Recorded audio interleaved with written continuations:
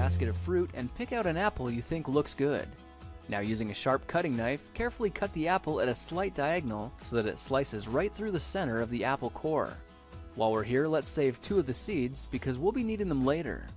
Now that we've got our 2 halves, let's take the side that still has the bottom attached and place it face down on a cutting board.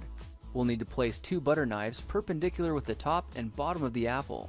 Now we can carefully cut down along one side of the apple core until the knife bottoms out on our makeshift spacers, then use the spacers as a guide to gently cut in from the side. When the 2 cuts meet, you'll have an apple wedge that pops right out. And while we're here, let's cut a piece from the other side the same way. Now our goal with these is to cut out 3 more L-shaped wedges about 1/4 inch thick. And this time, rather than cutting in sideways toward your fingers, try turning the piece over so you can cut downward and meet the first cut at the bottom. Now with a little wiggle, a new apple wedge should break free.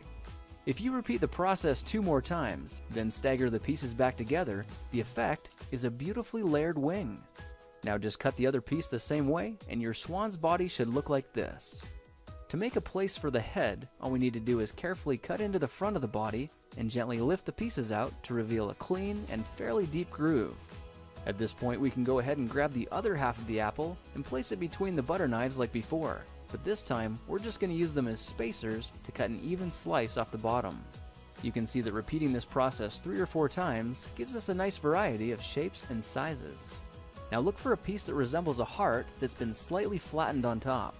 All it takes to form the swan head is 3 strategic cuts with a knife.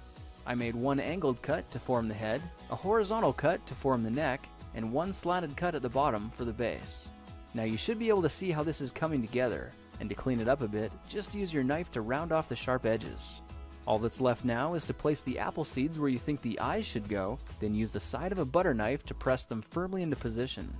When both eyes look good, simply drop the neck into place, and you're done.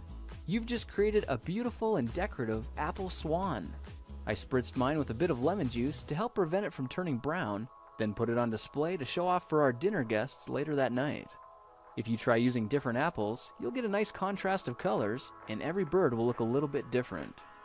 Well, now you know how to take any ordinary apple and turn it into a decorative and